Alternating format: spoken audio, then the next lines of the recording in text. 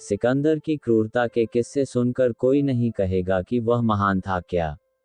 सिकंदर अलक्सेंद्र एक महान विजेता था। ग्रीस के प्रभाव से लिखी गई पश्चिम के इतिहास की किताबों में यही बताया जाता है, और पश्चिम जो कहता है दुनिया उसे आंख मूंद कर मान लेती है। मगर ईरानी, भारतीय और चीनी इतिहास के नजरिए से देखा जाए तो यह छवि कुछ अलग ही दिखती है। सिकंदर के हमले की कहानी बुनने में पश्चिमी देशों को ग्रीक भाषा और संस्कृति से मदद मिली, जो ये कहती है कि सिकंदर का अभियान उन पश्चिमी अभियानों में पहला था जो पूरब के बर्बर समाज को सभ्य और सुसंस्कृत बनाने के लिए किया गया था। जबकि हकीकत तो यह है कि भारत में एक भी ऐसा राजा नहीं हुआ जिसने विदेशी धरती या दूसरा राज्य पर आक्रमण कर क्रूरता की सभी हदें पार कर दी हो।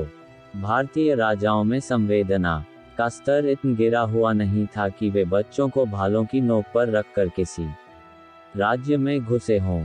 आओ जरा जान लेते हैं सिकंदर की क्रूरता के कारनामे। सिकंदर एक छोटे से देश यूनान के राज्य मैसेडोनिया मकदूनिया का शासक था। एक ऐसा देश जिससे फौसियों के कई बार कुचला था। मैसेडोनिया के लोग फौसियों से बेपनाह नफरत करते थे। यही नफरत ही थी जिसने फौसियों के साम्राज्य को ढहा दिया, नहस नहस कर दिया। सिकंदर के सिंहासन पर बैठने की कहानी क्रूरता से ही प्रारंभ होती है और उसका अंत भी क्रूरता से ही होता है। सिकंदर ने अपनों को ही तड़पा तड़पा कर मारा था। सिकंदर की अपने पिता से शत्रुता थी।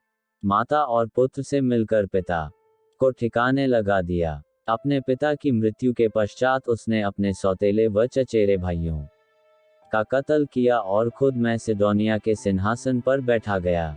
सिंहासन पर बैठते ही उसकी महत्वाकांक्षा बढ़ गई। इतिहासकारों के अनुसार सिकंदर एक क्रूर, अत्याचारी और शराब पीने वाला व्यक्ति था। सिकंदर ने अपने शत्रु या मित्रों तक के साथ कभी भी उदारता नहीं दिखाई। उसने अपने अनेक सहयोगियों को उनकी क्षोभ से रुष्ट होकर तड़पा तड़पा कर मारा था। इसमें उसका एक योद्धा बसूस, अपनी धाय का भाई क्लीटोस और परमीनियन आदि का नाम उल्लेखनीय है। फारसी इतिहासकारों के अनुसार सिकंदर क्रूर और हत्यारा व्यक्ति था, न कि महान। एक बार किसी बात पर उसने अपने सबसे करीबी मित्र क्लीटोस को मार डाला था। अपने पिता के मित्र परमीनियन जिनकी गोद में सिकंदर खेला था, उसने उनको भी मरवा दिया था। प्रसिद्ध इतिहासकार एरियन लिखते हैं, जब बैक्ट्रिया के राजा बसूस को बंदी बनाकर लाया गया, तब सिकंदर ने उनको कोड़े लगवाए और उनकी नाक कान कटवा डाले। इतने पर भी उसे संतोष नहीं हुआ। उसने अंत में उनकी हत्या करवा दी। सिकंदर के गुरु अरस्तु ने सिकंदर को हर मौके पर सहयोग और सलाह दी, लेकिन उसने अपने गुरु अरस्तु के भतीजे कलास्थनीज को मारने में जरा भी संकोच नहीं किया। युद्ध में करता था क्रूरता। इतिहासकारों अनुसार सिकंदर की सेना जहां भी जाती, पूरे के पूरे नगर जला दिए जाते, सुंदर महिलाओं का अपहरण कर लिया जाता और बच्चों को भालों की नोक पर टांग कर शहर में घुमाया जाता था। सिकंदर ने फारस को तबाह किया। सेंट एंड्रयूज विश्वविद्यालय, स्कॉटलैंड के प्रोफेसर अली अंसारी के अनुसार प्राचीन ईरानी अकैमेनिड साम्राज्य की राजधानी परसेपोलिस के खंडहरों को देखने जाने वाले हर सैलानी को 3 बातें बताई जाती हैं कि इसे डेरियस महान ने बनाया था, इसे उसके बेटे जेरिक्सस ने और बढ़ाया, लेकिन इसे उस क्रूर इंसान ने तबाह कर दिया जिसका नाम था सिकंदर। शराब पीने के बाद एक ग्रीक नर्तकी को यह कहते दिखाया गया कि ईरानी शासक जेरिक्सस से बदला लेने के लिए उसने सिकंदर एक्रोपोलिस को जला दिया। ईरानी सिकंदर की यह कहकर भी आलोचना करते हैं कि उसने अपने साम्राज्य में सांस्कृतिक और धार्मिक स्थलों को नुकसान पहुंचाने को बढ़ावा दिया। उसके समय में ईरानियों के प्राचीन धर्म, पारसी धर्म के मुख्य उपासना स्थलों पर हमले किए गए। सिकंदर ने ईरान के राजा दारा को पराजित कर दिया और विश्व विजेता कहलाने लगा। विजय के उपरांत उसने बहुत भव्य जुलूस निकाला। महज 32 साल की उम्र में मौत के मुंह में चले जाने वाले सिकंदर को ईरानी कृति शाहनामा ने महज एक विदेशी राजकुमार माना है। उसे कभी महान घोषित नहीं किया। महान तो पश्चिमी संस्कृति के लोग मानते हैं, ऐसा क्रूर सिकंदर अपने क्या महान सम्राट पोरस के प्रति उदार हो सकता था।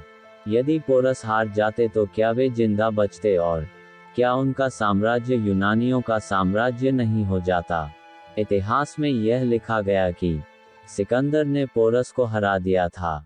यदि ऐसा होता तो सिकंदर मगध तक पहुंच जाता और इतिहास कुछ और होता। लेकिन इतिहास लिखने वाले यूनानियों ने सिकंदर की हार को पोरस की हार में बदल दिया। फारस में भव्य जीत के बाद पोरस से हारे हुए सिकंदर का सम्मान और उसकी प्रतिष्ठा बनाए रखने के लिए यूनानी लेखकों ने यह सारा झूठा जाल रचा। स्ट्रेबो, श्वानबेक आदि विदेशी विद्वानों ने तो कई स्थानों पर इस बात का उल्लेख किया है कि मैगस्थनीज आदि प्राचीन यूनानी लेखकों के विवरण झूठे हैं।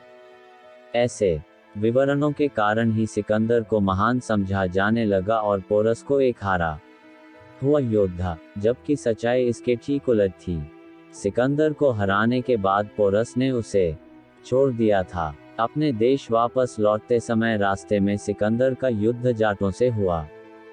जाटों से युद्ध में बुरी तरह घायल सिकंदर बाद में मारा गया।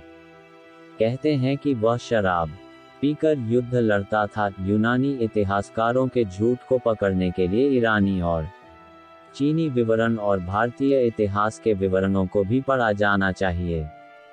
यूनानी इतिहासकारों ने सिकंदर के बारे में झूठ लिखा था। ऐसा करके उन्होंने अपने महान योद्धा और देश के सम्मान को बचाया रखा। जवाहरलाल नेहरू अपनी पुस्तक ग्लिम्पसेज ऑफ वर्ल्ड हिस्ट्री में लिखते हैं, सिकंदर अभिमानी, उद्दंड, अत्यंत क्रूर और हिंसक था।